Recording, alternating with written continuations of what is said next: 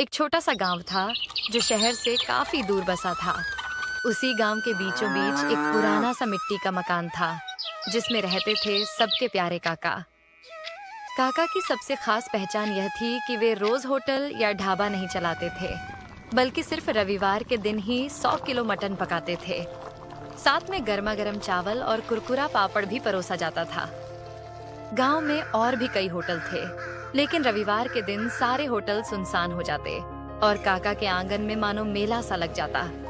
उस रविवार को भी काका तड़के उठ गए और बाजार की ओर निकल पड़े। बाजार के कसाई ने हंसते हुए कहा, काका, आज फिर 100 किलो मटन ले जा रहे हो? लगता है पूरे गांव का पेट तुम्हें ही भरना है। काका ने मुस्कुराते हुए जवाब दिया, अरे भैया, रविवार का दिन है और रविवार मतलब काका का मटन। आज सबका पेट भी भरेगा और मन भी। वे भारी भरकम मटन उठाकर धीरे धीरे घर पहुंचे। दरवाजे पर उनकी पत्नी काकी खड़ी थी।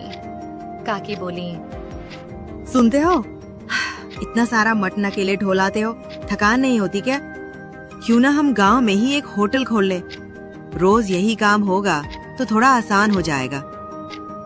होटल? अरे भगवान, ये कैसी बात कर रही हो? अगर होटल खोलेंगे तो रोज बनाना पड़ेगा। रोज बनाएंगे तो लोगों को वही स्वाद कहाँ मिलेगा? अभी तो लोग हफ्ते भर इंतजार करते हैं, तभी उनका प्यार और स्वाद दोनों बरकरार रहता है।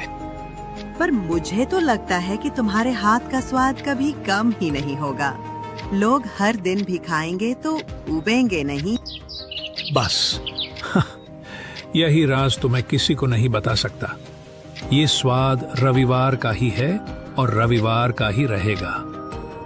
काका ने बड़ा सा लोहे का बर्तन रखा और नीचे लकड़ी का चूल्हा जला दिया। सबसे पहले उन्होंने खड़े मसाले, दालचीनी, लौंग, काली मिर्च, जीरा को सिलबट्टे पर पीसकर ताजा मसाला तैयार किया। फिर उसमें उनका गुप्त मसाला डाला, जिसकी खुशबू पूरे आंगन में फैल गई।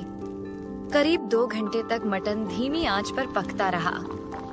उधर दूसरी ओर बड़े भगोने में चावल उबल रहे थे और काकी कड़क पापड़ तल रही थी। काकी ने हंसते हुए कहा, अरे ये खुशबू तो मोहल्ले के कोने कोने तक पहुंच गई है। देखना, 12 बजते ही लोग उमड़ पड़ेंगे। लोगों के चेहरे पर जो चमक होती है ना, वही मेरे लिए सबसे बड़ी कमाई है। जैसे ही घड़ी ने 12 बजाए, लोग आने लगे। कोई परिवार पूरा आ गया तो कोई साइकिल से भागा भागा आया। बच्चे खुशी से उछल रहे थे। काका, जल्दी दो, भूख लगी है। काका बड़े प्यार से प्लेट सजाते। गर्मा गर्म चावल, मसालेदार नली वाला मटन और साथ में पापड़। पहला निवाला खाते ही सब बोल उठते, वाह काका, ये तो कमाल है। आप रोज क्यों नहीं बनाते? अरे भाइयों, यही तो मजा है। अगर रोज मिलेगा तो ये स्वाद खास कहाँ रहेगा? याद रखो, ये मटन सिर्फ रविवार को ही मिलेगा। आपका राज चाहे जो हो काका, पर आपका मटन तो लाजवाब है। हम तो पूरे हफ्ते इंतजार करते हैं बस रविवार के लिए। धीरे धीरे भीड़ इतनी बढ़ी कि दोपहर होते होते सारा मटन खत्म हो गया। कई लोग मायूस होकर बोले, काका, जरा ग्रेवी ही दे दो, वही बहुत है। माफ करना भाइयों, अब तो ग्रेवी भी नहीं बची। अगला रविवार आने तक सब्र करो। लोग निराश होकर पर मुस्कुराते हुए लौट जाते और कहते, ठीक है काका, फिर मिलेंगे अगले रविवार। रात को जब सब सन्नाटा हो गया तो काका और काकी खाट पर बैठे बातें कर रहे थे। काकी बोली, तुम सच में बहुत अच्छा मटन बनाते हो। क्यों न हम सचमुच एक होटल खोल लें? लोग रोज आएंगे। भगवान अगर रोज बनाएंगे तो ये स्वाद अपना जादू खो देगा। स्वाद का असली मजा इंतजार में है। शायद तुम सही कहते हो, पर मुझे पूरा यकीन है कि तुम्हारे हाथ का स्वाद कभी भी लोगों के दिल से नहीं निकलेगा। इतना कहकर दोनों ने रात की शांति में मुस्कुराते हुए नींद की ओर कदम बढ़ाए।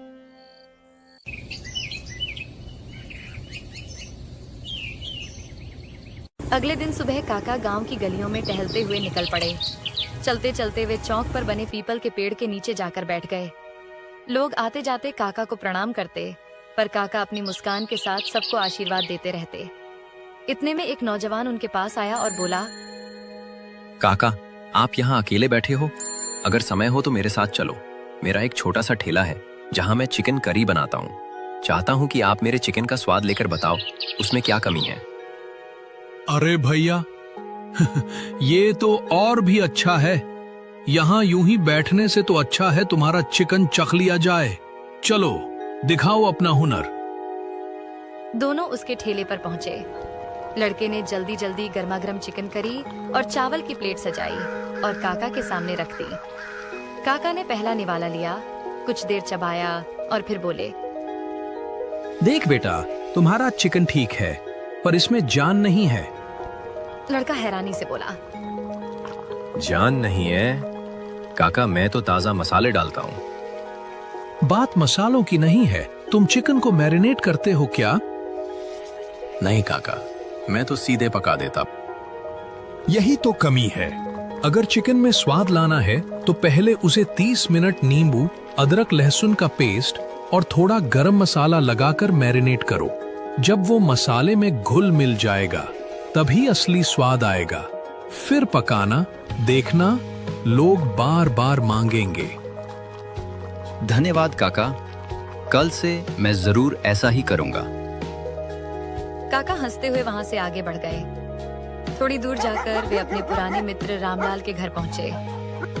रामलाल बरामदे में खाट पर बैठे थे। काका मजाक में बोले, अरे भाई, तुम तो दिन ब दिन बूढ़े होते जा रहे हो। हाँ यार, बूढ़ा तो हो ही रहा हूँ। लेकिन तू बताओ, तू इतना जवान कैसे दिखता है? कहीं कोई राज तो नहीं छुपा रखा? काका ने ठाका लगाते हुए कहा, राज है तो सही, पर बता दूं तो तू भी जवान हो जाएगा। फिर गांव वाले हम दोनों को देख हैरान रह जाएंगे। दोनों जोर जोर से हंसने लगे। काका ने प्यार से कहा, देख भाई, कभी रविवार को घर आ जाया कर, तुझे अपना बेहतरीन मटन खिलाऊंगा। हाँ यार, मैंने भी बहुत तारीफ सुनी है तुम्हारे मटन की। एक दिन जरूर आऊंगा। थोड़ी देर बातें करके काका विदा लेकर अपने घर लौट गए।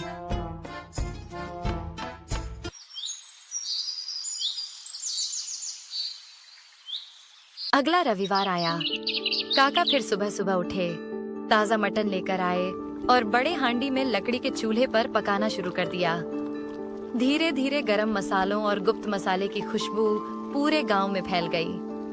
दोपहर के 12 बजते ही गांव वाले जमा हो गए। जैसे ही पहली प्लेटें परोसी गईं, सबके चेहरे खिल उठे। एक आदमी छकते ही बोला, अरे काका, आज तो प्लेट में मटन के पीस ज्यादा दिख रहे हैं। दूसरा हंसते हुए बोला, हाँ काका, मुझे तो 2-2 नली वाले टुकड़े मिल गए। काका ने मुस्कुराते हुए कहा, अरे भाइयों, आज मैंने जानबूझकर सबको थोड़ा ज्यादा दिया है। लोग हैरान होकर बोले, पर काका, आज ऐसा क्या खास है? काका ने मुस्कुराते हुए कहा, आज की ही तारीख को मैंने पहली बार रविवार का मटन बनाना शुरू किया था, तो समझ लो ये हमारी सालगिरह है। उसी खुशी में आज सबको दुगना मटन मिलेगा। गांव वाले खुशी से झूम उठे और खाने में डूब गए। थोड़ी देर में वे लोग भी आ पहुंचे जो पिछले रविवार को रह गए थे। काका ने उन्हें भी प्लेटें सजाकर दी। वे चाव से खाने लगे और बोले, वाह काका, इंतजार तो बहुत लंबा था, पर आज तो 2 गुना स्वाद मिला। भीड़ में एक नया चेहरा भी था। साफ कपड़े पहने, थोड़ा शहरनुमा अंदाज वाला आदमी। उसने काका की थाली खाई और फिर धीरे से बोला, काका, अगर आप मुझे ये रेसिपी बता दो तो मैं आपको जितना कहो उतने पैसे देने को तैयार हूँ। काका ने भौहें चढ़ाते हुए पूछा, अरे भाई, तुम कौन हो? आज पहली बार देख रहा हूँ। मैं शहर में बड़ा होटल चलाता हूँ तुम्हारे मटन की चर्चा सुनी थी, इसलिए यहाँ चला आया। अगर ये रेसिपी मिल जाए तो मेरे होटल का धंधा दुगना हो जाएगा।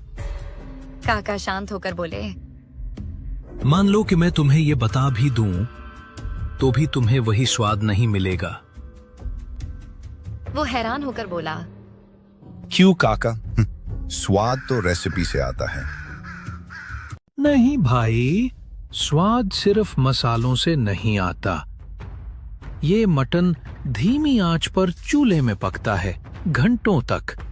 तुम्हारे होटल में तो गैस का चूल्हा होगा, वहीं से फर्क पड़ जाएगा। वो आदमी जिद पर अड़ गया। फिर भी बता दो काका, मैं तुम्हें खूब पैसे दूंगा। पैसों से स्वाद नहीं बिकता। अगर कभी मुझे अपना राज बताना होगा तो मैं अपने गांव वालों को बताऊंगा, तुम्हें नहीं। ये सुनते ही वो शहर वाला गुस्से में बड़बड़ाता हुआ वहां से चला गया। वाह काका, आप तो सच में गांव की शान हो। बस भाइयों, यही प्यार ही मेरी असली कमाई है। उस रात जब सब सो चुके थे, काका और काकी खाट पर बैठे बातें कर रहे थे। भगवान, अब उम्र हो रही है। सोचता हूँ हमारे इस मटन के राज को आगे कौन संभालेगा। काकी ने सहमति में सिर हिलाया। सही कह रहे हो, पर किसे दोगे ये राज? कौन बना पाएगा तुम्हारी तरह? क्या पता कोई खुद चलकर आ जाए, जिसे ऊपर वाला हमारे लिए भेजे। दोनों यही सोचते सोचते सो गए। सुबह दरवाजे पर दस्तक हुई। कोई है घर में? बाहर से एक धीमी आवाज आई। काका बाहर निकले तो देखा एक दुबला पतला लड़का खड़ा था। लड़का बोला, काका मैं अनाथ हूँ, कई दिन से भूखा हूँ, कुछ खाने को मिलेगा? काका उसे अंदर ले आए। काकी ने तुरंत चावल और बचे हुए मटन के टुकड़े परोसे। लड़के ने आंखों में आंसू लिए खाना खाया। काका ने प्यार से पूछा, बेटा, तुम अनाथ हो और हमारे भी कोई संतान नहीं, क्या तुम हमारे साथ रहना चाहोगे?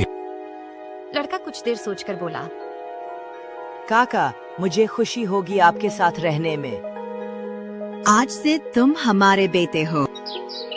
अब हमारा राज भी तुम्हारा है। इस तरह काका और काकी को अपना वारिस मिल गया। तीनों साथ रहने लगे और गांव में उनकी खुशियों की नई कहानी लिखी गई।